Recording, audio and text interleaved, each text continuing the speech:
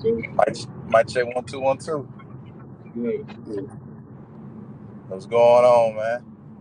Ain't doing much, man. It's been a long time. It's been a middle of a minute. We starting off our new season in the second half. Southern Frame of Mind, aka Renewed Kings. We just came from that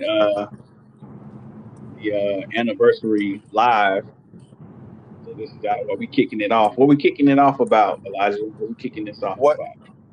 Well, we're gonna start off, discussing early slavery and just kind of the factors that we're still facing in today's time, and also just talk about the psychology of how that has affected us. I feel like we're able to really get into depth on that, and then also about eugenics. So, there's different things that just affect us in so many ways we just don't even understand. So, we're gonna really get into these different factors, but we're gonna start off with slavery. We're gonna start off with slavery. Okay. I also have some things here too I want to bring up about the psychology of why is it that black people, why we go against other blacks, like why do we have this mentality? What we do is we go so hard like going against other black people, but when it's the dominant society, or when it's the Caucasians, we don't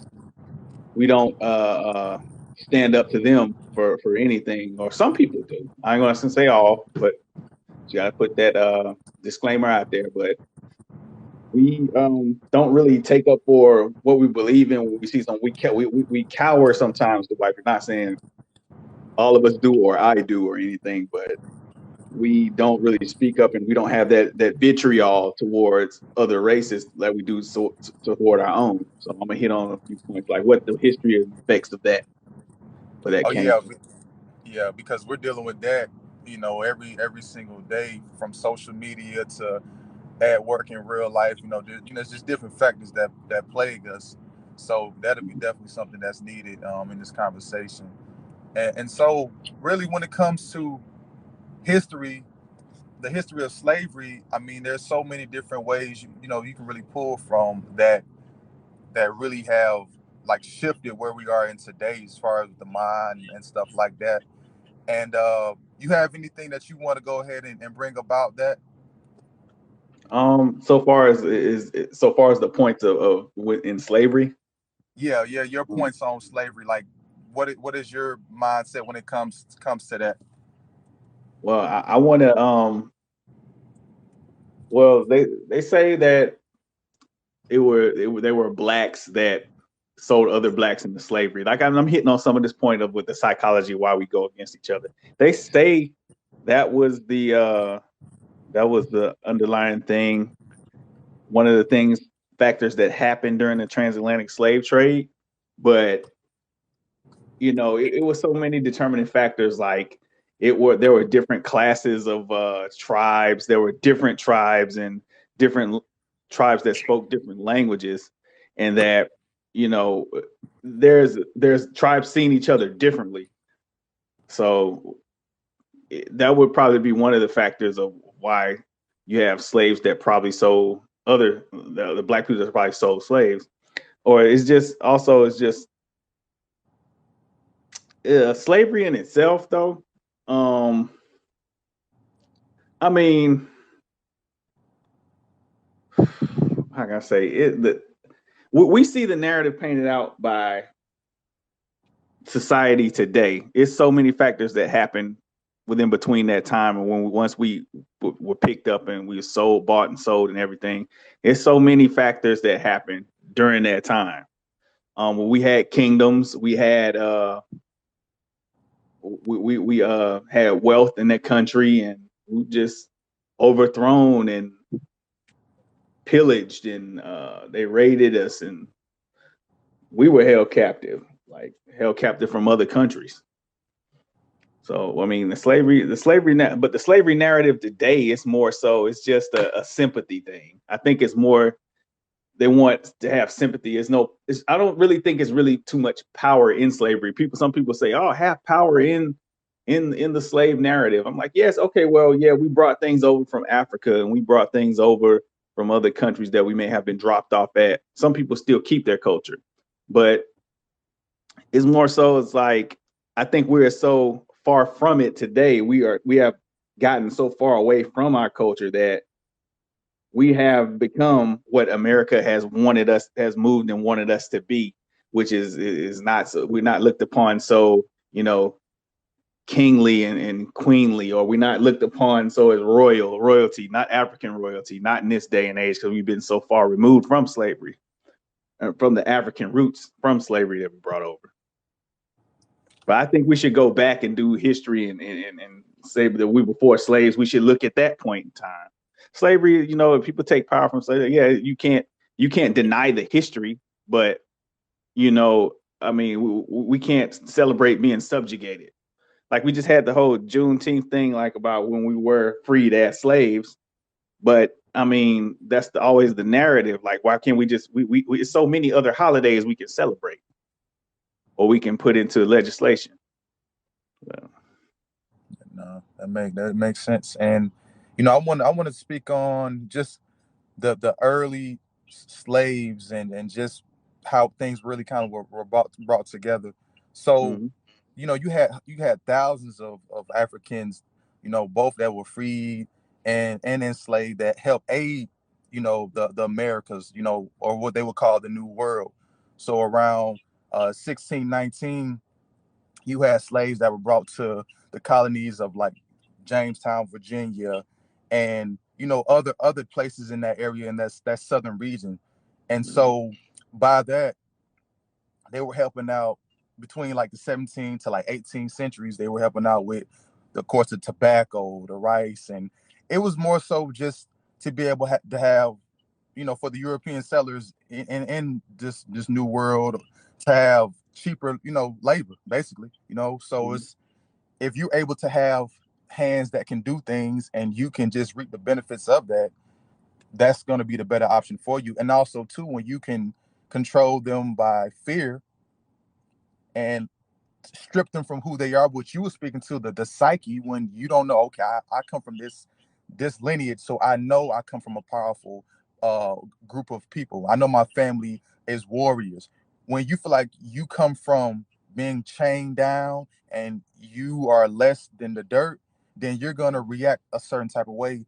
And that's the mindset of many Africans that were brought over to this country to help out America. So how do you feel on that, just understanding that some of those people brought over, they just didn't even have a chance to get a glimpse of who they really were, maybe growing up young, or just not even able to have their history passed down to them. Like, what do you think about that? Yeah, it played a major part with the captors and you had the dominant peoples that came over and subjugated us to slavery. They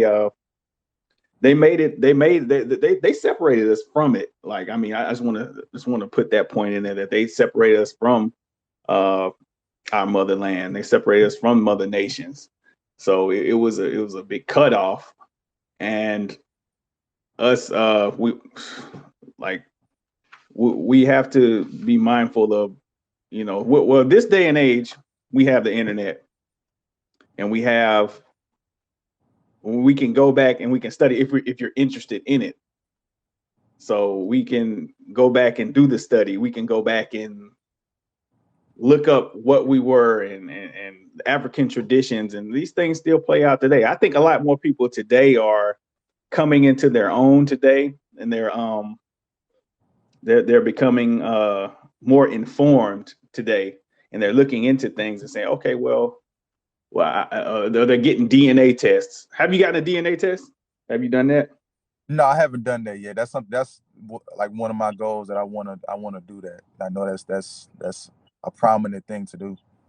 Yes, that's something that I want to do too. Just look up what part of Africa, what African DNA that I have, and what things that we can, what we can pull from that. And I think a lot of folks should do that ancestry or 23andMe. I think a lot of our African Americans, our Black people, should do that, and then just pull from those those factors, or those the pull from the country and pull from the lineage and the culture from where you came from, and just hold on to some of those things. But it's not too far removed with soul food and everything. But soul food was really what we got when we got here, and we had to make do with what we had. But some of the stuff came from Africa, like okra and certain types of plants that we have, that were, greens and things of that nature that we got from Africa, that we cook, we imply it, or we put it in our food. We put those things.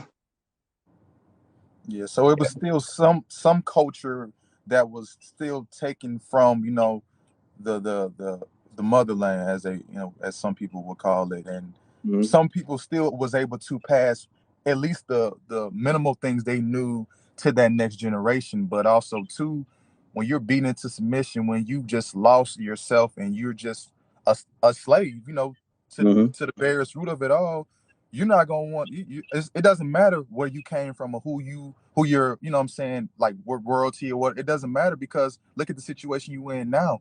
And that's why you have people selling their loved ones out, or their, the people they was working around with in those fields and during those times, because it's like, hey, if I can get an extra if I can get an extra piece of bread, if I can get some more water, if I can get one less, whip, I'll take that, rather than, what I'm going through day to day. So you just the it, it the mindset plagued so many Uh-huh. back then to even now, you know what I'm saying? And Yeah. when you don't get the therapy, when you don't have those that break those psychological and generational curses, it continues to go on. And also, I want to bring up a point too.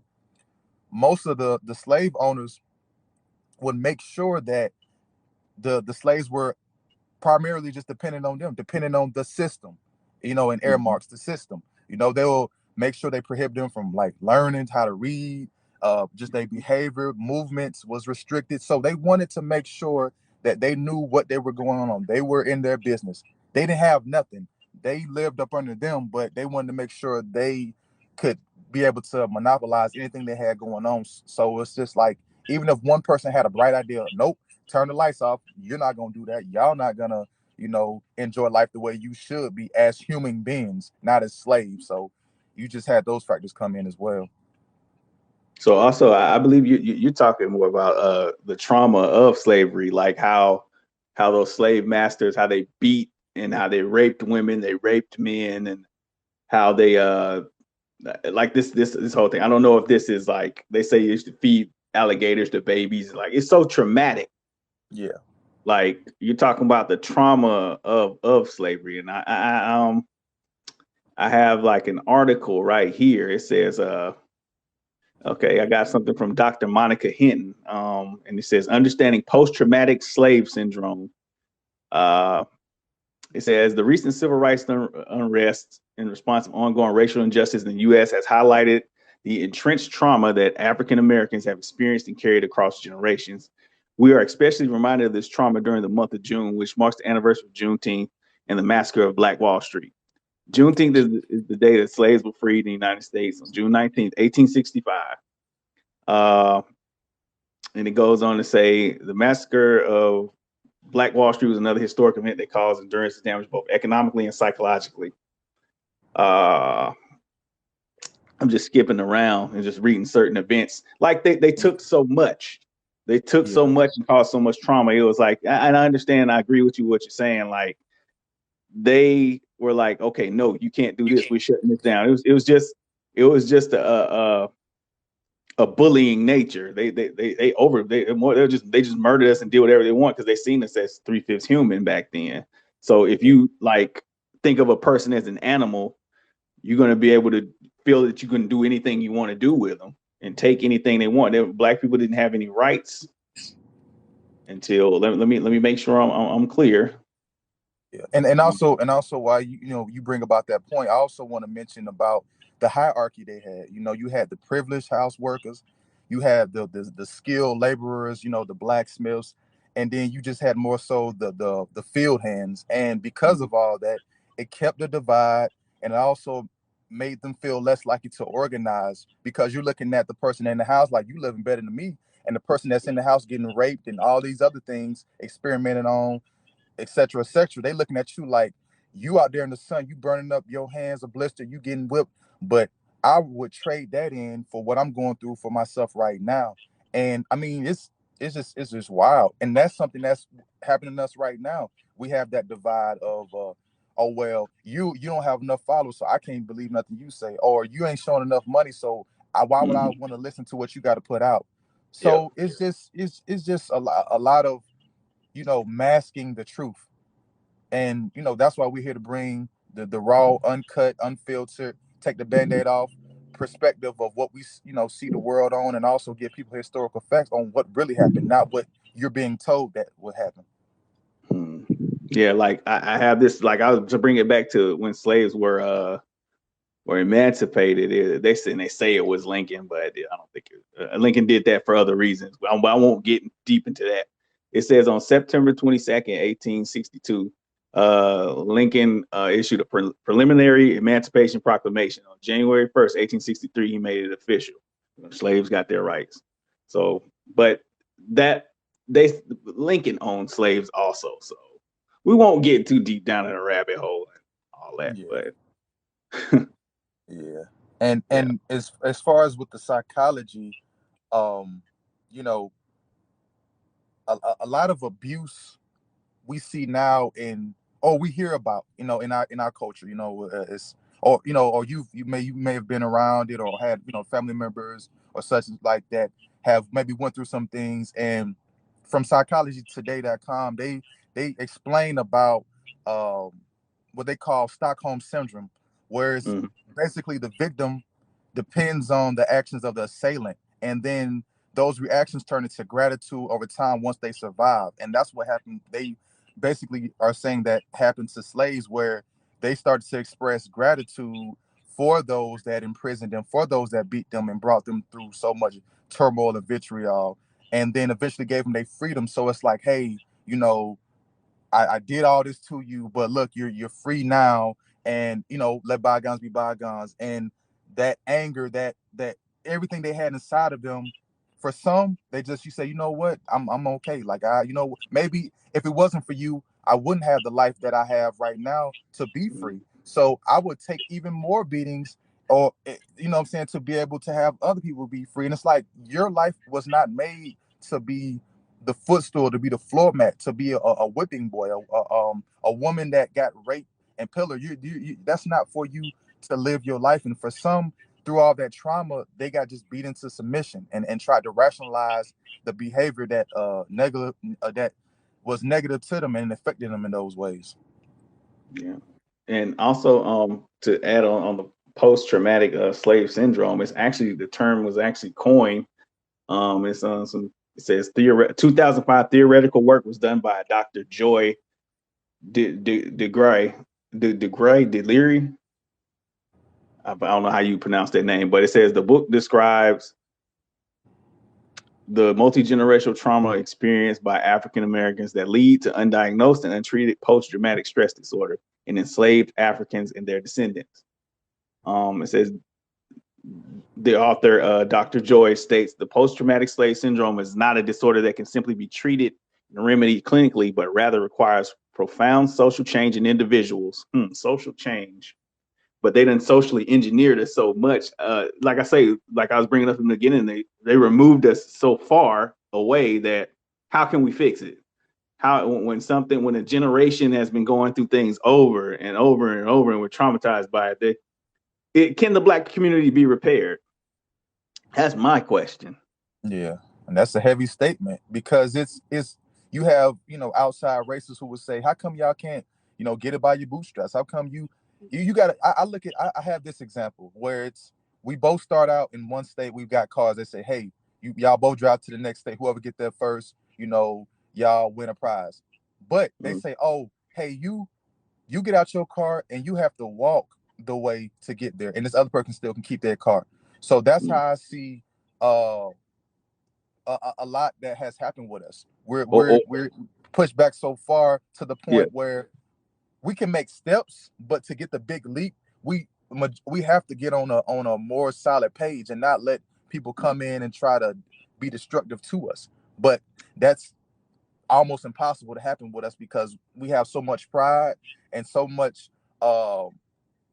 We look at each other sometimes as our biggest competition. It's like it shouldn't be Mm-hmm. that way. You see somebody that look Yeah. like you and winning, that's great. That doesn't mean you can't win. You know what I mean? Let that be your inspiration, not your. Don't let fear turn into hate, and that's what happens in our community.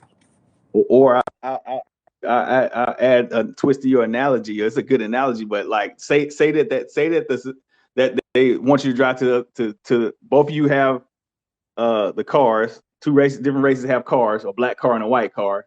But with the black car, they give you an old, beat down, raggedy one, and they give the white one a new, pristine car, and they tell you to drive to the same place. But the black car keeps breaking down, and you have to keep putting repairs into it, and that puts you further behind. That's a good analogy, though.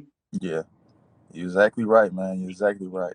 And we just have to. And a way to take a step is if you're not doing stuff, say in your local area, or you're not into politics, or you don't have the money to. Hey, I want to help my people out. I want to help people out in general, but you can do stuff like this. You can start your own podcast, or you can have a group where it could be 3-4 people. 3-4 people can make a big difference in the world. 3-4 rappers. Look, you just think about your favorite 3 or 4 celebrities, or your favorite 3 or 4 entertainers musically. Now, if you have an entertainer that you like that has been in the industry for more than 15 years, 20 years, and they have so many hits, think how those hits have inspired other people, and then think how those hits have inspired other artists. So never feel like a minimal amount of people can't make a difference. They can make the biggest difference in the world. It just depends on their passion and Mm-hmm. what they're trying to accomplish. You know what I mean? Yeah.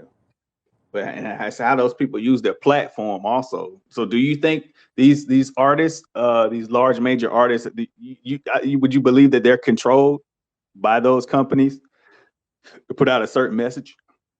Oh yeah, they're definitely controlled. This is the thing, right? They all sign Mm-hmm. what? The contract. All of Yeah. them sign a contract. The contract, I'm just put, just my assumption of it. Hey, Mm-hmm. do your music, make us money, you gonna get money, I guess. But if we want you to publicize this politician, we want you to publicize this agenda, we want you to, cause this uproar in your community, you do that. Oh, you don't want to do that? Your album not coming out, you're not getting no extra incentives. You're gonna do what you want to do, but we're gonna make sure that if you're representing us, it won't be no benefit of the doubt. You're not gonna go too far left, and that's what's happened a lot in the entertainment. Once they start waking up and they start speaking truth to power, oh no, let's cut it out. Like that's why you have it to where people like a J. Cole or Kendrick Lamar, oh yeah, they make good music. I just can't, I can't really connect with them. And that's fine. You know what? That's perfectly fine because it's okay to have different varieties of music. But one thing about it is the stuff that you speak out of your mouth, if you're not Mm-hmm. strong enough mentally, if you don't stay rich in mind and you don't respect your mind, then anything can infiltrate. So now you're like, you know what? I need to get a gun. I need to try this weed. I need to do this dope. I need to sell this. I need to have multiple women. I need to, and so on and so on, to the point where you're no longer you. Now you when you look in the mirror or when you think about what you got going on, it's like, why am I living through the identity of a person that I'm looking up to? So it's just you have that cycle that goes on. So it really causes a lot of confusion. And you have people who look up to those famous people because they have fame, they have so many people watching them. Don't confuse the eyes for impact. Eyes don't mean they have a major impact. It means that, hey, they're doing something that's getting attention, because you can get negative attention and you can get positive attention. So that's kind of how I look at that. Yep, and they're swaying the minds of our people. Some of our people out there, well, most of society out there is just so weak in the fact that we'll just follow along with anything. We'll just go with anything that the dominant society puts out there in front of us, and they have something that you call puppeteers. They got puppet masters, like it's puppets in politics, it's puppets in entertainment, and we just go along and get along. We are the Pinocchios, and they pulling Yeah, the string every which way. Everything we do is like it's influenced, and but that's why you they know, had. That's why they call them influencers. That's why the certain words they heighten that to let you know, yeah, you're being influenced and continue to be influenced by what we want to give you. So it's just mhm, crazy. And just to take a quick step back from psychology.today.com, I just want mhm, to talk about 4 points that they dictated uh, when psychological slavery occurs. The 4 points or the 4 situations that they dictated for that was perception of a threat, physical, a psychological, and the conviction that misfortune can really occur. The second one was appreciation of small acts of kindness by the abuser towards the victim.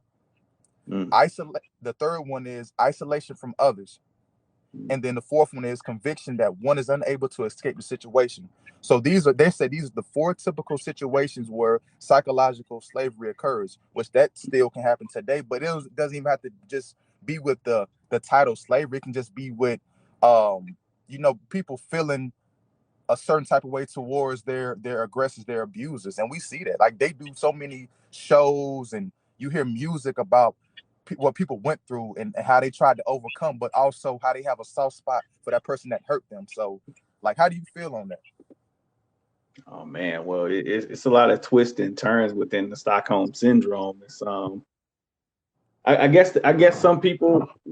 I'm not really a psychologist, but this is my assumption. It's like some people feel that once they were taken away, they feel that okay, well, maybe I needed to be taken away from my situation in order for them to make it better for me, or maybe these people brought something, a realization within my perception of how I was living to where I can, where they made it favorable for me, and that's probably how they look at it. It's a sick way to look at it, despite all the abuse, amid all the trauma or the abuse of physical or mental, that people they just like, you know, they take that stuff on, and they sympathize with their oppressor, and like it's a crazy thing, man. Yeah, it definitely is. And and that's why for me, I stopped watching TV years ago. Like, I'll watch it if I'm hanging out with somebody, or a game on or something like that, something that I want to watch. But what I realized was, you know, whatever you're giving majority of your time to, you can end up becoming that. You give your time to being on the game all the time. That's how you just living your life. It's just a game. You give majority of your time to these shows, the the just the different ones with the hip hops, the dramas. You're living your life like a drama. So I just see the world in such different ways. Just going through life in my own certain trials and errors, to the point where it's just like I want to be one with myself, understand who I am first. I don't want to know everything about this artist, everything about this entertainer, or this act. I want to know who I am to the core. And you have to make the time for yourself. And there's nothing wrong with being selfless. You know what I mean? Or selfish for you. You know what I mean? Because if you're giving all your time to everybody else, what are you doing for you? How can you benefit from that? Mm, yeah, man. Yeah, but yeah, that's how they keep us though. Like they're gonna keep us docile, and people are actually following it and trying to live their life just like these shows are just they're trying to live their life like Instagram, and it's so fake. And I see why people they believe in such things. Like I got an anecdotal thing. All right, I was this chick I was talking to at work, and we was talking about the Mo3 situation. We was talking about music and stuff.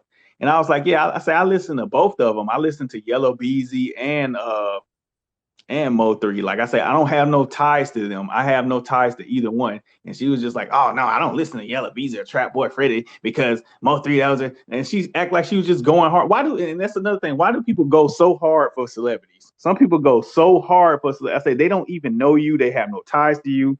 But you got people that are willing to kill or are willing to get in a fight over a celebrity that don't even know you. That is the weirdest shit ever. You know what it is, and it's just what I was saying a little earlier. It's just like they're living basically vicarious through them, you know. And it's Mm-hmm. like they watching them all the time.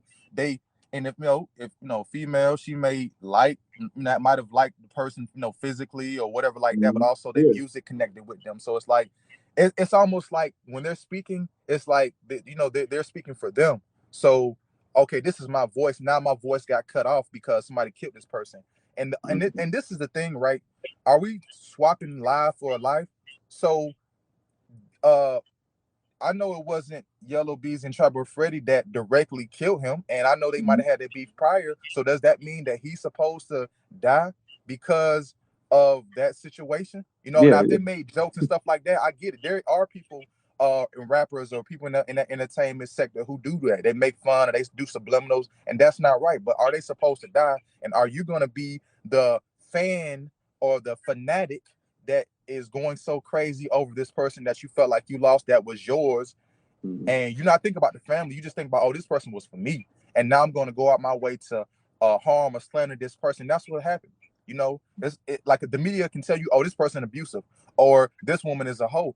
Like, okay, yeah, she taking pictures with a whole bunch of people, and he might have did this and might have did that, but is that him for the rest of his life? You know what I mean? So it's just like people get stamped with these labels, and now you call all this divide. And for us, I feel like the black community is very impressionable because we feel like it's hard for us to make it sometimes. So when we see somebody make it, we're like, okay, well, I could connect with them, so I made it. You know what I mean? That's part of me because they represent from one of my area and stuff like that. So yeah, I got something to hold my hat on.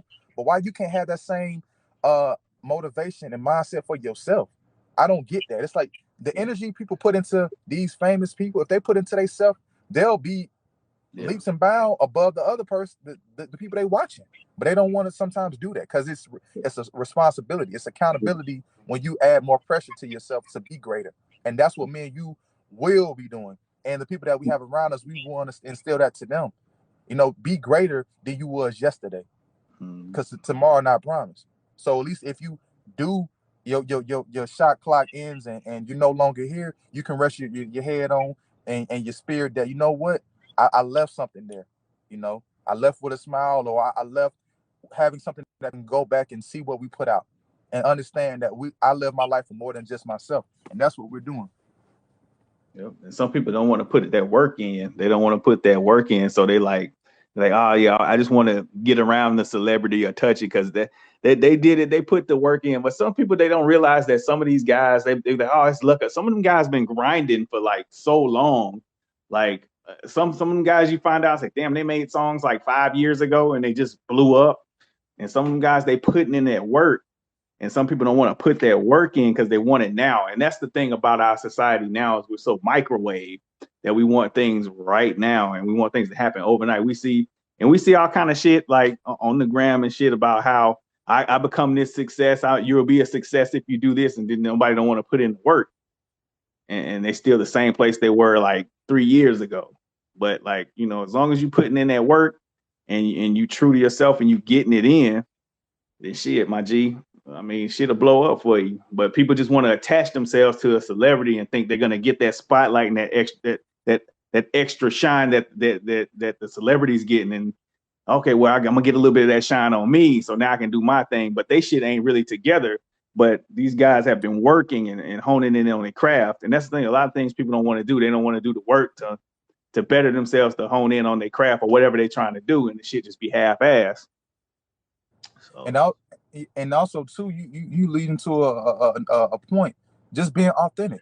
I think that's not even just in the black community, just for people as a whole. You just have Mhm.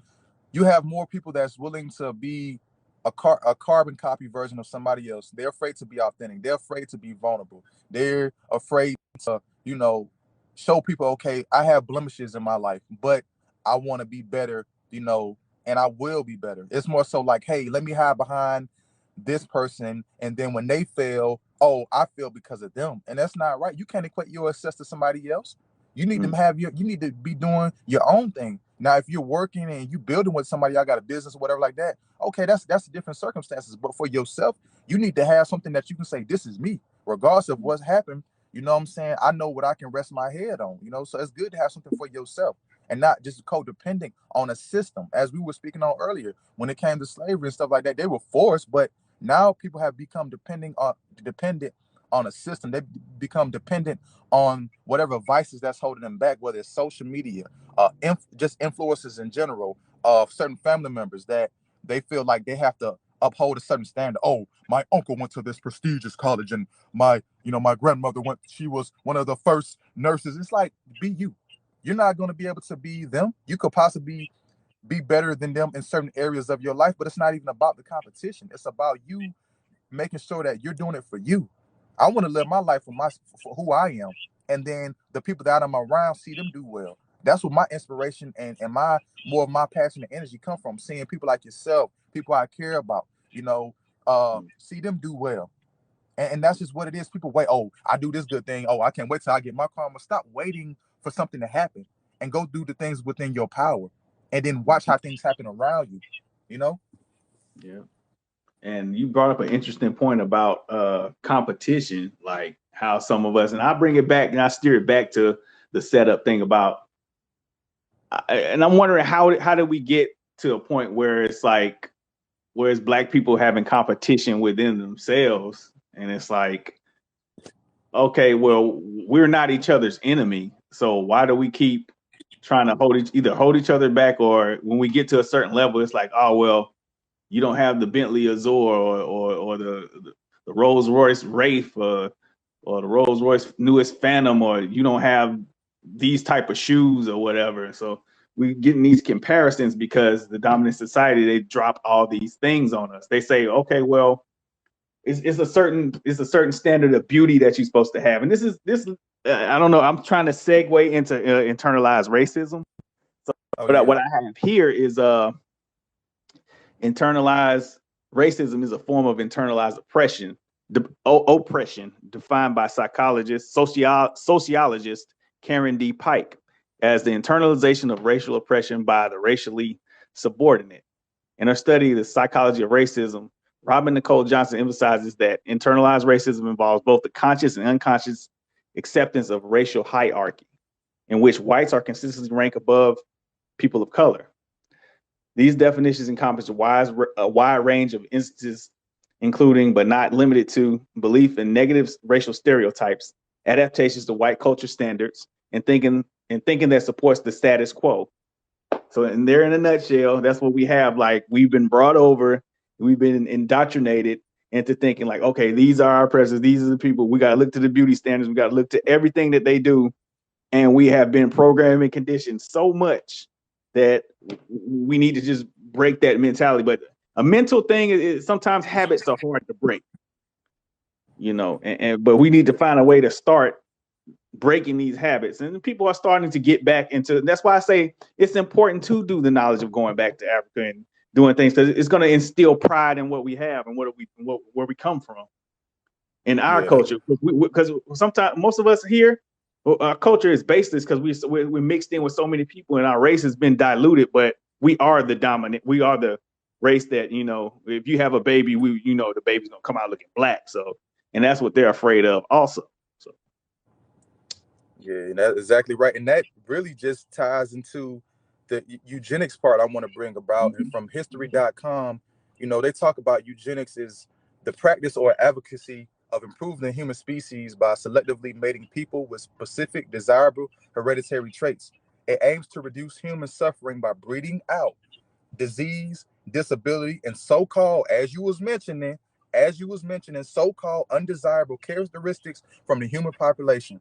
And it also says that early supporters of eugenics believe people inherited mental illness, criminal tendencies, and even poverty. I gotta rewind that back one time. Early supporters of eugenics believe people inherited mental illness, criminal tendencies, and even poverty, and that these conditions could be bred out of the gene pool. So I mean, that's heavy. Like to know those were things being used against not just even just of course it was used against us heavy, but just like in society how that was used. Like that's I mean that's a whole lot to take in. Yeah. Just to understand the way people's minds work, the evil in this world.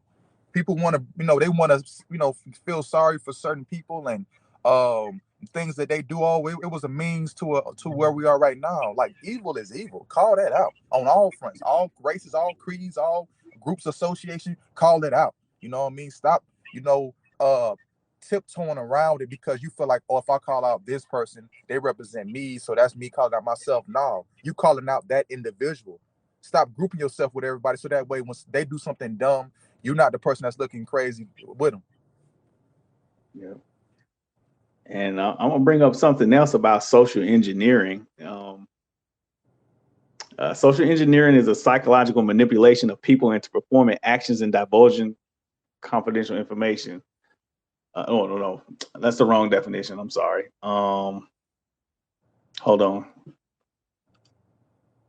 Social engineering. Yeah.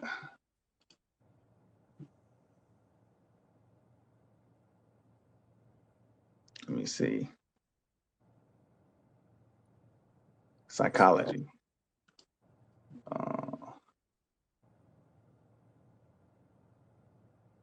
And you know, also too, while you're finding that, when Yeah. it came to eugenics, they also talked about, you know, how they didn't want like people to even get married who had physical illness and stuff like that. You know, would try to sterilize certain groups, and around the 20th century, from uh, uh, from 1909 to 1979, you had around like 20,000 sterilizations that occurred in California state mental institutions. You know, Mm, under basically under the guidelines of protecting society from the offsprings of people with mental illness. Like, so, you know, I understand, you know, that people may have undesirable traits, but you don't control life. You didn't you didn't create life, so you shouldn't be able to just control how that was. But that's what was happening with these sterilizations, and you know, and we got vaccines and stuff like that that people don't even really know about, but you know, they taking it, that- you know, and they don't really want to tell everybody everything about it. And if you yeah. speak on it, they want to cancel and turn off your page. If it's something good and helpful, why are you gonna cancel people and terminate their pages if they're speaking on it? It really Yeah. doesn't make sense. But yeah, it's just, you know, but that's the whole confusion part about it. It's not supposed to make sense. It's not supposed to be logical. It's about a means to a bigger goal, and that's depopulating the world. Mm, And it's not yeah. just going to be through a vaccine either. They have other ways as well. Oh yeah. Yeah. Through wars and chemical, biological, through the food. And Hmm. that social engineering, and that's what you hit on, like with COVID-19 and with diseases and Yeah. all this type of stuff. That's what social engineering is. Like, and when eugenics, I think it plays a part in it too. Is like you're taking out like how, the way people have when they have Planned Parenthood, the way that we have children, and the way that they sterilize certain people so they won't reproduce. And I heard something Yeah. about the COVID virus vaccine that's like it causes people to become sterile and all types of side effects like that. Yeah. But social engineering, it says, let me see. I'm see. I got the. It says,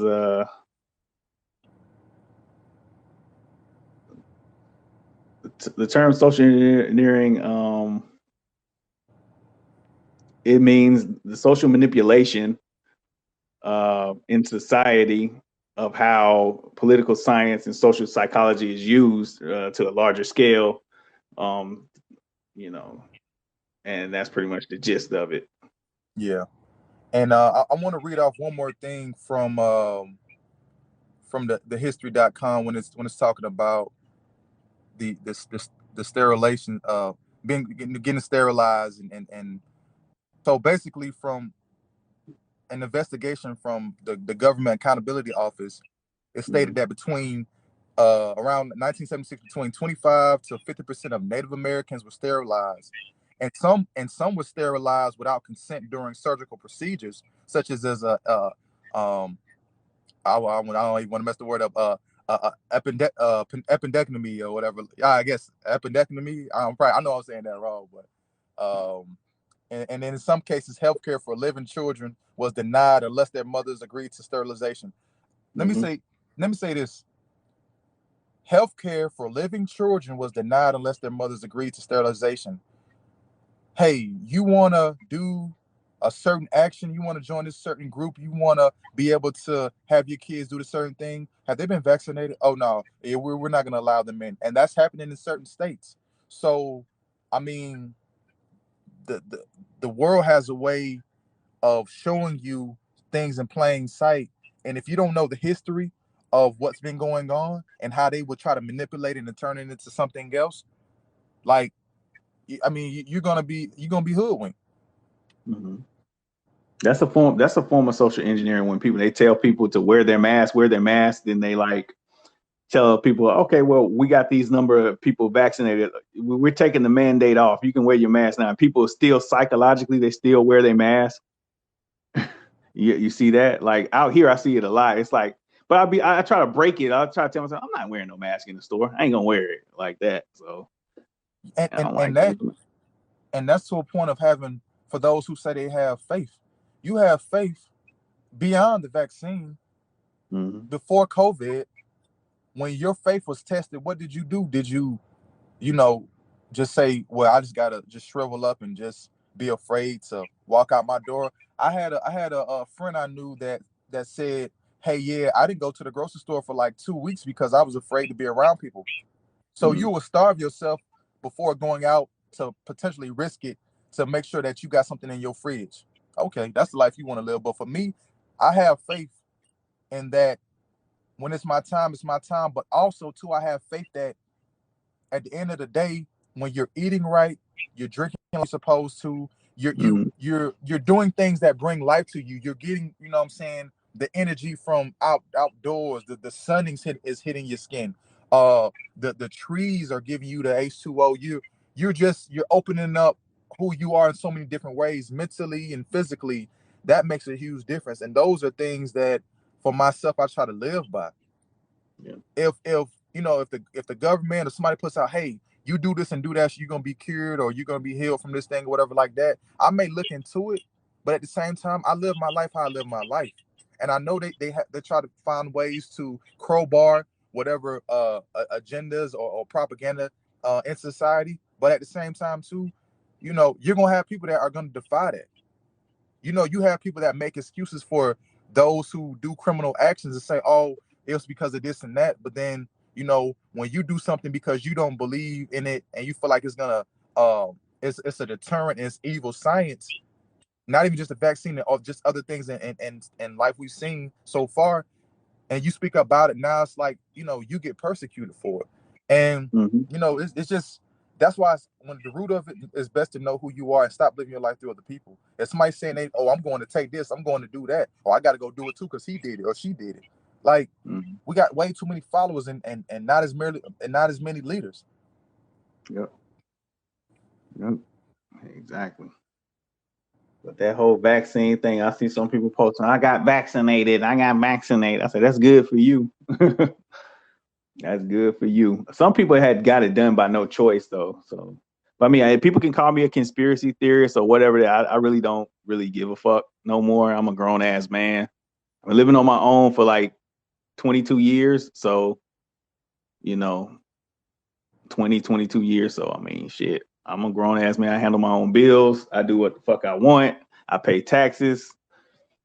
So, you ain't gonna, I listen to people and I take it in, but it's like, oh, okay, yeah, you know what I'm saying, yeah, I'll lend the ear to it, but at the end of the day, you have your own decisions to make, and the people are they're afraid to offend anybody today. That's why they don't really make their own decisions because people are afraid to offend other people, Yep. and they don't go out on a limb to really do what they feel that they do need to do is necessary. They'll be beneficial to them. They just sitting up there just trying to appease all of these people. And I think that's what you have today. A lot of people are just afraid of what other people think. They're afraid of getting backlash for their own opinions, and that creates a society that's docile and afraid, and that's afraid to challenge the society or the powers that be. They're afraid to challenge the dominant society and whoever's in charge, and that's how they want it. They want people to be docile to where they don't challenge anything. And when you don't challenge it, you're going to have a nation that is easy to be overtaken. But what I like here in Texas is they standing up for their Second Amendment. The governor is bucking the system out here, man. He's like, shh, hey, we support the Second Amendment wholeheartedly. We gonna give open carry. We, I wouldn't be surprised if Texas what they call it, if Texas separates itself from United States, Like succeeds the like United emancipate States. itself from the United States. Yeah. Succeeds, yeah, succeeds Yeah. like that. But we can't. I was told too that we had an opportunity to do it in the '70s. It would have been cool. Texas would have been able to succeed in the '70s, but we didn't get to do it. He said now it would be harder. It would be a lot harder now, because we're so tied into everything that's going on within the United States. But also too, it would be a bad idea because we don't have a military, or we don't have our own military. You can't be sovereign without your own military. So yeah, it wouldn't look too good for Texas. We're Yeah. doing our own thing down here though. So Yeah. yeah. And you speak about people posting about they got vaccinated. It's like who really, I mean, to be honest, who really cares if you got, I mean people care, but it's like when you posting stuff like that, it's like Mm. who is that benefiting? You're making somebody feel comfortable, like your family members or those you work with. Oh yeah, I see you posted you got vaccinated. That's great to know. It's like, and then when you post something about your kids, it's like, oh, okay. You don't hear nothing. You know what I mean? So it's just like, but you do that, you get a reaction. Like, people can be, you know, just so quick to just do things just for the spur of the moment, living in the moment. Mhm. Oh, Yeah. this is going on. Oh, this is the wave. Or this is what everybody on. I got to do it too. Because if I don't Yeah. do it, they say, oh, how come you ain't do it? And it's like, I don't care whether family, friends, or indifferent like that. If it's something I don't stand behind, not just the vaccine, just Hmm. anything, I'm not going to promote it. I'm not going to put it out. That's just what it is. You know what I mean? Some things I may not see or I may catch late, and I'm like, okay, I need to share this. I need to put this out. I need to respond to this. I try to do my best at doing that, but also I try to build and work on my own things as well, so I'm not tied into what everybody else going on. You know what I mean? Yeah. That's when you become more of a watcher than a doer. And I'd rather Hmm. be somebody that watches and appreciates what other people do, but also do the things that I want to do Yeah. to amplify myself and those around me. Exactly. Exactly. Yeah. Exactly. Yeah. It's like some people they get pressured into doing things. They get pressured into, oh well, yeah, these other people, or it's probably their work or something, and like you say, their work or family, and it's like, oh well, damn, I got the vaccine. Well, you didn't. You need to just virtue signaling. A lot of this shit is virtue signaling. Like, okay, well, I did it, so you should do it too. And I'm a good person, so I'm a healthy person because I'm not gonna get the like, man. All this shit is Yeah. crazy. Yeah, people, and that's the thing people fail to realize, because you actually made me think of a point. You can get vaccinated but still be a murderer. You can get vaccinated but still, you know what I'm saying, be a bigot. You can get vaccinated still, still be a racist. You can get vaccinated and still commit adultery. So does the vaccination stop that? Will it cure that? You know what I mean? Will it cure diseases that you try to pass on to other people? Will the vaccine, like, so let's really, really break it down. And that's what people don't, they think, it's just like, oh, I did this, so now my plate is clean. You know what I'm saying? I got a clean slate. Like, it's like, no, you still have your own things you have to deal with yourself. Don't let the vaccine be a mask that cover your shame. No, you got to live with that until you deal with it. And that's just what that is. And people don't want to accept that.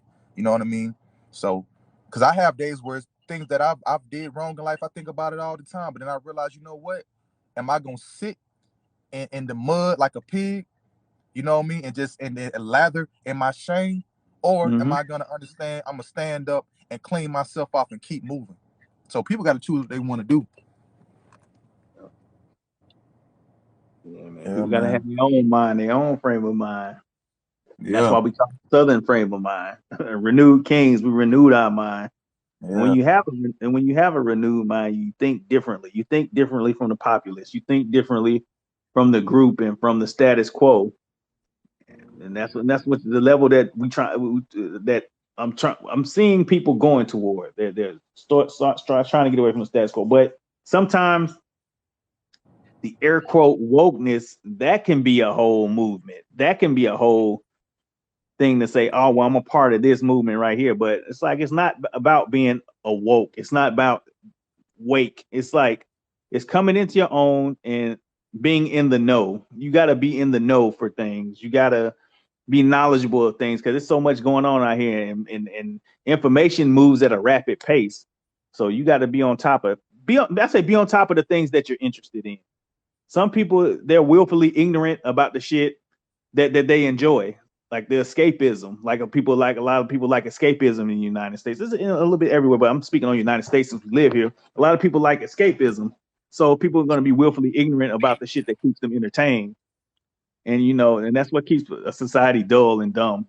But like, if you want to awaken to things and you want to know things, I mean, hey, so be it. Like, and some people, they just attract themselves to knowledge. Some people just, they want to know things. Like me, I've always been the type of person that I wanted to be in the know so I can have information. It's sometimes it just looks bad on you not knowing certain things. And some people can't learn everything. I understand that. Some people are just, or some people are just not interested in certain things. I realize that too by talking to certain people.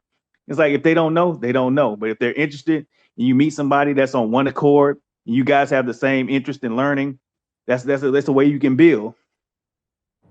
Like how It we build. definitely Yeah, it is. It's great to have your own perspective and then add in historical facts or things that's going on right now in the news or media, and you're up on it because things change constantly, like you mentioned. And also, too, you have those who will say, "Hey, this came out, that was fake," or this whatever like that. I don't care. I still believe it. They still was wrong. They Mm-hmm. still either way. Mm-hmm. They're gonna do something else somewhere down the line, anyways. It's like so. Are you don't want to give a person a chance, but then when you mess up, it's like, man, how come, what I'm saying, people still holding out over my head? Why should they not? Why? I mean, it's best for them to do that, for you to understand how that feels when you do it to somebody else. And especially if it's somebody, a celebrity, it's like that celebrity doesn't care about whether you hate them or not.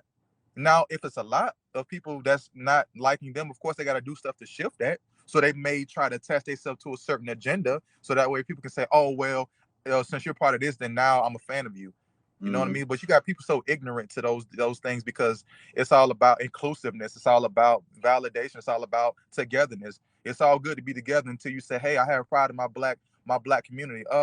Yeah, I think you know what I'm saying. Ain't that like reverse racism? It's like, what? You know what I mean? You got all these weird tactics people use to try to demonize your love for who you are. Me being happy of my culture, my people, doesn't mean that I'm not an American. I'm also a veteran, but at the same time, I know that that uniform is more so what people look at when they see me when I was in my uniform for people that was outside of that. You know what I mean? Thank you for your service. Great, appreciate it. Thank you so much. You know what I'm saying? Humble bot, thank you so much. Outside of the uniform, I'm just another nigga to some people. And to Yeah. some people, and that's the thing about it. You don't have to put all your everything out about who you are. But when people try to belittle you, you can say, you know what? Hey, I am this person. I do have this going on as well. Hey, be sure to check me out if you have time. Because then it's one of those things to where their idea of you has now been transformed. Now they have to talk to you a certain way. They can't try to talk to you in coded language like you don't pick up on. And that's one thing about it. It's good to know your surroundings and good to know how to talk to different people. So when they try to say things over your head, or try to say things that they're talking about you right in front of your face, you can detect that. A lot of people don't detect the snakes around them, because once that venom gets a hold of you, you're done. Because now you feel like, oh, well, when they talk to me like this, I just got to accept it. It's just constructive criticism. There's a difference. There's a difference between constructive criticism and somebody blatantly letting you know, hey, like, I don't really rock with you. I think everything you're doing is not good. And also, too, I'm better than you. So that's the difference. So be mindful of that. All the listeners and people who you're going to share this with, be mindful of that. Yeah. And also, too, having pride in your race is not like it's not, I don't see it as racist. It's not racist and have, like you saying, black pride. It's like just having pride in your race. It's not being racist. It's not coming off. But some people have a superiority. When they add that superiority to their race, then that's when it becomes a problem. That's when it becomes like an issue. When it's like, okay, well, we're better than you. You're this. You're less than or whatever. Then that's when it becomes a problem. But we got like a recording here. You want to pick that up, brother? Yeah, I got you. What's up, guys? I can definitely relate to what you're speaking about right now. and it's basically like adaptation. And I mean, I've always grew up to where I always had to move around and live with different people, so I always had to adapt to their environment. And when I was younger, obviously I was naive, but as I got older and I learned how to adapt and like basically learn other people's language without being a different like actual language, if you know, picking up what I'm putting down. But like, I mean, And appreciate that, Floor. And I definitely understand where she's coming from with that. To be able to be somewhat like a chameleon in different spaces where you can be around, say if you're black, you can be around a Hispanic person and have respect for their culture. And that's one thing for myself. Like if I go out and say I may go out to maybe a multicultural type of environment where you got blacks, Hispanics, all different races in there or whatever like that, I could be around other people and enjoy myself. But also too is because I have respect for their culture and who they are. I understand there are sour lemons and there is bad apples in each of Mm-hmm. our communities and groups and stuff like that. But the same, I feel like when it comes with us, sometimes we're here to a different type of standard where one person did something that y'all all y'all like that, all y'all men, y'all the big black monsters, y'all, you know what I mean, and that's how some of us are looked at. So when we're walking around, there's always that aura of what are they gonna do now? Are they gonna jump out and do a dance, or they gonna jump out with a pistol? What type of, how they gonna get down today? So it's just, I definitely understand where she's coming from with that. They paint us with a broad brush. And to her comment, it's like, yeah, you got to read people and understand what she's saying, like the emotional language and emotional intelligence of people. You got to realize that, like, you got to read their body language and read how they're coming across. And like that takes sometimes it takes time, but sometimes that can be a gift for people. Read people early on about different races and different cultures. Sometimes that's what I'm saying. You got to be intelligent to that. You got to have like some type of empathy toward other people and other races, and try to see things their way. Try to see things in their manner. But that's what it's saying. Like a lot of people don't have empathy. But I hit on that a couple of shows ago, and we got another recording here. Okay, let's check it out. thank you. It's definitely, and I was talking to my boyfriend about that the other day, like, because he, you know, he doesn't like where he came from. Like, he's from Peru, and I mean, he's like always talking about like how like he wished that he was like a different race, this and that. And I was like, at the end of the day, we can't choose who we were born. And at the end of the day, every race has their own, like you said, bad apples. And, we can't pick and choose who we want in our race, obviously not. But, like, growing up, I lived in a foster home and I lived with black people. And I learned how to, adapt to their culture. And then as I got older, I mean, I got adopted. So I was able to be with, like, my Hispanic side. And even, they were bad apples, too. So it's, like, it's different parts of, like, different people. Like, it's not just that one specific race that they're bad apples. There's always bad apples in just like every town. Like, not every town is all goody two shoes. You can always have parts where you got the hood too, or the ratchet side, or whatever. Mm-hmm. Yeah, but some people don't look at it. I think a lot of people are indoctrinated to see people as a certain type of thing, and that's why I say we gotta. A lot of people aren't conditioned to do that. To like look at it's bad in every type of race, and we just gotta look at try to look at the good in people and try to like I say, sympathize with the plight. But some people don't sympathize with their plight because they'll never understand. The way that they see it, they'll never understand like what it is.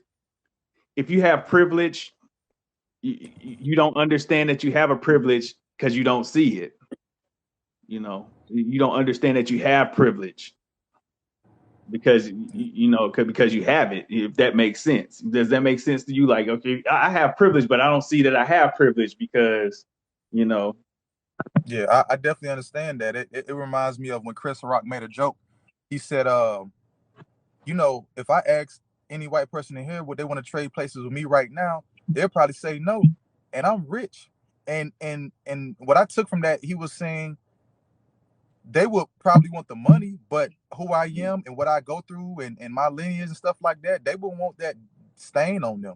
They'd rather be, this is just an example, but they'd rather be broken, poor, or just living mediocre than living like me. I'm famous, I'm rich, I got everything I want in this world. You know what I mean? And for her point, what she was saying, as far as, she said her boyfriend is like, I guess from Peru. He didn't like where you from. One thing about what he needs to do, and I hope you tell him this, tell him to research the history of that area and those people, not the people of right now or what's going on over there right now, but actually do the historical history from when it all came together, and things of that nature. And also too, even with black people, right? Black Panther come out, oh, I black, oh, I love Africa, black power, Mm-hmm. crossing the arms, all this little stuff like that. That's cool. Months later, year later, like, You where's don't all the really same? see them. Where's Wakanda the forever. love? Yeah, where's the love for the blackness at? You know what I'm saying? So never, and then the thing is, what is the perfect race? Like, who, like, and that's the other thing people got to ask themselves, who do feel like that.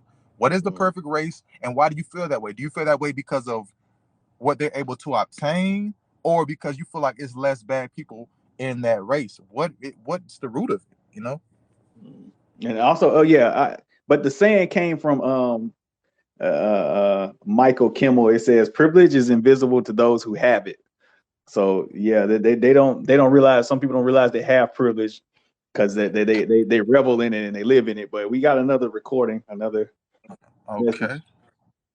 That's true. And speaking of like privilege, me growing up on the background I just told you guys, and just bear with me because I'm really trying to figure out how to work this like a stereo thing. But yeah, like I always grew up with like minorities, and obviously because I'm Puerto Rican, and I never understood because I've always seen how like we were treated, and I was even like talk to my face and said some racist comments too. But as I got older and I made friends, and this was just recently, I made a good friend with a white guy. And although I'm Puerto Rican, I look more white physically. But if I start talking, you understand that I'm not white. So it came to a situation where we were speaking about something, and I was like, well, you can get away with something like that, but I can't because I'm Spanish. And they're like, oh no, you look more white, but you don't have to talk. And it's just like, I'm not going to sit here and play the white card or any type of like, like privilege wise. And like you said, people don't understand their privilege until they actually. Yeah. And Wow, not that's racist in itself. Like you shouldn't talk because you look like one of us. Like that's yeah, some slight hand shit right there. it's a model. I don't know her whole name. I think it's like Amara Natura, but she's the like the she's like a dark skinned Afro Latina, Yeah, which yeah, and she yeah. usually wears the big afro. And the reason I brought her up is because for her, she I mean, I don't know if this is how she just talks, but she over exaggerates, and like when she talks, and it's like, okay, if you're Afro Latina, like you rolling your R's like even faster. You're like you're really trying to put it on heavy. Like if that's who you are, Mhm. if you know who you are, that's who you are. But I also understand too, in that dichotomy, it's like being darker in certain regions of South America is frowned upon. Like, oh, you're darker, like you're less than, you're like, and so the colorism things works in all, it's global. It ain't just in America, it's global, and it's just like most of the ancestors of these fair or lighter skinned, Hispanics came from, what I'm saying, Africans, came from darker people. So it's just like, but it's like that tries to get washed away. Like, oh no, like brighter, lighter, whiter is better. And it's like, why? Why is it? Because most of these people that's walking around mixed and acting confused and trying to diss their black side and say, I'm this and that, you wouldn't even look how you look without that black side. So don't get it twisted. You know what I mean? So it's just like, have pride in yourself. Like So, even if yeah. oh, I'm about to say it's a little melanin in in most races is melanin in most of us, Mm-hmm. if not all, if not 100% melanin. Yeah. Yeah. And Go ahead with your point. oh, go ahead. Oh no, I said go ahead with your point, man. Use on the roll. Oh yeah, now I was just gonna say, I guess we're close to getting ready to close out, but I did want to end the show talking about how do you feel about the Derek Chauvin case, just as a whole, and how do you feel about the time they gave him? Ah, I think the time is justified. 22 years, 23 years. Yeah, So I mean, hell yeah, it's justified. But I don't think he's gonna serve all of it because of his complexion for the protection. So I mean, he might appeal that and get a shorter sentence and get out earlier. Um, so I mean, the system. A lot of things are perk walks for the camera. A lot of things are just they put it out for the news. Oh well, he's getting justice, but behind the scenes they might vindicate him. They might let him off. yeah, or give him a new identity and new face and Yep. all that. But Yeah, that's a yeah, little too deep. That's a little too deep for yeah, some people yeah, yeah. to pick up on. Yeah, I see we Yeah. got another message here. Let's see. Right.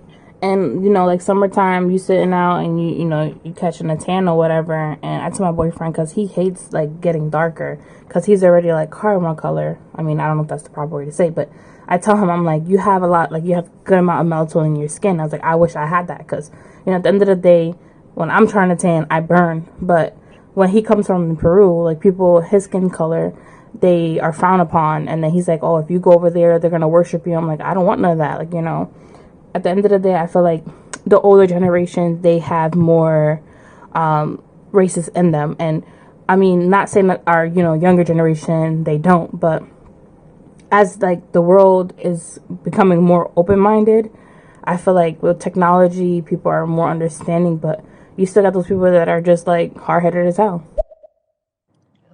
Yeah, exactly. Right. Yeah, but And he should be proud of his skin color. You know what I'm saying? He should mhm. wear that as a badge of honor.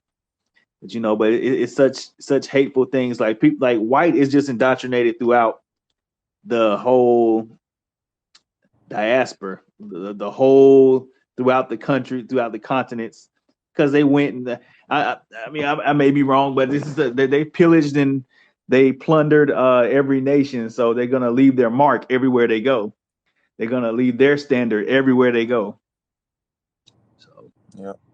And and then also too, when you have power over the media, when you just have control over so much as you saying, you're able to let people know, hey, look, you see somebody look like this, that's wrong, that's negative, that's that's not godly. Like if you mhm. see this, this is majestic, this is godly, this is the cream of the crop. And it's like and you really sit back and think about, okay, so if I am lighter, okay, so I'm lighter. How am I better than somebody darker? Am I better because I got more money? Am I better because I look better physically to some people? Am I better because of what? What is it? You know what I'm saying? Like it has to be more than just the skin color, but it's the mindset behind that. It's mindset behind the complexion that they say is almighty, and it comes with something, and that's why some people feel like there's um they can get value off of that. Okay, if I'm look like this, if I have the mindset of this person, then there's value to it. If I look like, or I have the mindset of somebody darker, or that's what I resonate with, then what am I getting out of that? Except for look down on or frowned upon, like her boyfriend was saying. Yeah. But also too, you gotta pay attention to who said what definitions. Like they have the English definition. Like I saw you remember the movie Malcolm X with Denzel, right?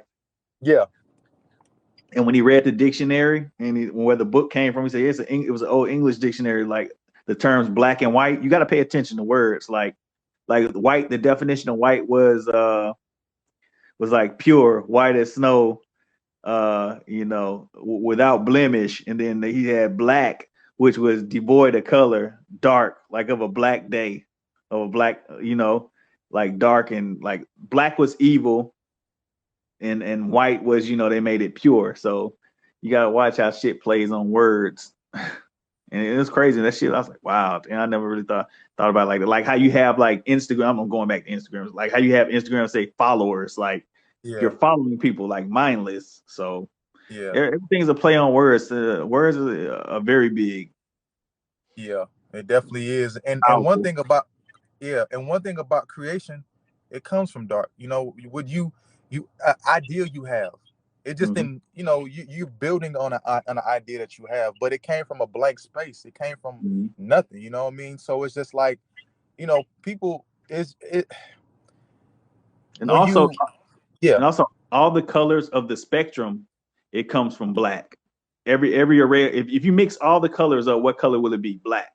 All the colors of the yep, spectrum come from black. You can't make any color you mix with white, it's gonna be that color. So yep, exactly. And people don't. I mean, and that's one of the simplest forms of just really understanding narratives that are being pushed. And it's like black is frowned upon unless it's something with fashion or something. uh it just depends on the scenario. But for myself, I'm always gonna be the color I am. So that's something I'm gonna have to live with, but I live with it proudly. I like the color I am. I like who I am and where I come from. But also too, I am still an American. So I do have pride in this country for the good that has come from it. But I understand it's a lot of evil, and I understand it's a lot of things behind the scenes that happen to make sure that certain people stay in power and certain people, are beaten to submission. mm, mm, yeah, a lot of info today, brother. Yeah, definitely was, man. And this was a great way to start off season two.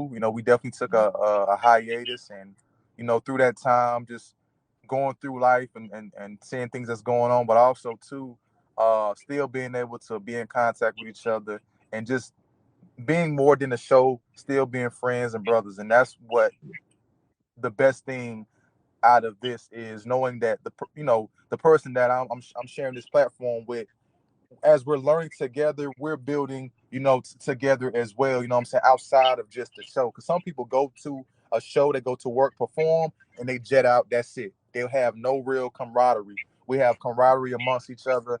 And, we're 10 years strong in our friendship from when you was my mentor in the Navy. And so things have carried on from that. You're a person that put me on to books and knowledge on things that I was naive to.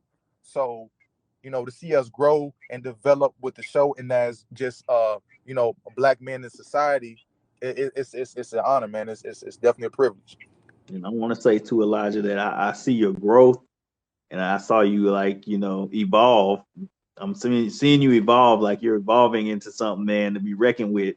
So far as putting this information and this knowledge out, and I like seeing that growth about you. You know. Yeah, man, I definitely appreciate that, man. Yeah, and just as I'm thinking about that, us as black men, we should be able to say, hey, man, hey, bro, I got love for you, bro. Hey, man, let me, bro, you need a hug, man. Like Yeah, I look like you're going through something, man. yeah, Sometimes, man, when you can break through that wall and say, you know what, dang, bro, like I can be open now. You don't, what I'm saying, don't like play around a person and try to, like make them feel a certain type of way about it, like how 50 Cent did Young Buck, when he mm, was talking on the phone. But it's just like, it's okay to, what I'm saying, to show that side of you. You can still be a strong man, but yeah, tears may fall from you. But that's why when it comes to tears, always remember, you can have tears of joy and tears of sorrow. And tears is, to me, just tearing everything away, rebuilding strength. You know what I'm mm, saying? Well, so that's how I look at tears as a whole. yeah. That's a good way to break down an acronym. Yeah, man. Yeah, but it's true. Like a lot of guys get caught. Oh, that's gay, man. That's gay. Like, nah, it comes with it comes with a level of maturity. When you mature in yourself and you secure in yourself, it's like, okay, well, I can tell another brother, hey, man, I love you, man. You know what I'm saying? Sometimes you need that because some people didn't get that, and sometimes you tell people like, hey, man, you know what I'm saying? Hey, like any problems you have, you come to me or whatever. You dap each other up, pound each other up, give them a little hug. Yeah, that's cool. Like people saying, just gay, man. It's like, nah, we need to get out of that. Yeah. Yeah. Because the things that you fearful of or you nervous about, that can Yeah. turn to hate. That can, Mhm. so it's just you got to be careful how you uh apply, your mindset to certain things around you. You know what I mean? And just Yeah. figure out who you are. At the end of the day, figure out who you are. Why do you feel the way you do? And it's good to talk to some people. Talk to people that's going to be there for you, or even find help. You can even do it online. You can have people that are operators online, and they'll let you know, hey, they can work with you one on one. So it doesn't always have to be, hey, I'm gonna put this on social media. I'm gonna get a whole bunch of likes, and I feel better about myself because Mhm. people care. It's like, no, they care because they seen, and it's like, oh, they're just passing through. But in reality, do they care? Do they call you out, what I'm saying, offline and check up on you, et cetera, et cetera? Yeah, yeah, man. It's been a great productive show, man. We gonna close it out. Yeah, man. It's great way to bring in season 2, and if nothing else, everybody, y'all be blessed and safe out there. And this has been another edition of the Southern Frame of Mind, aka Renewed Kings Kings. Yes, sir. and All right, Queens. now. We Oh, can't forget yep. the ladies out there. Yep. We gotta add that in there. You right. You right. Can't forget our lovely ladies out there. Yeah.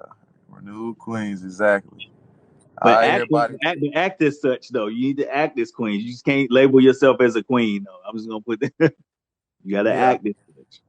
Yeah. And You're guys, right. we gotta act as kings too. We gotta act as and not be savages.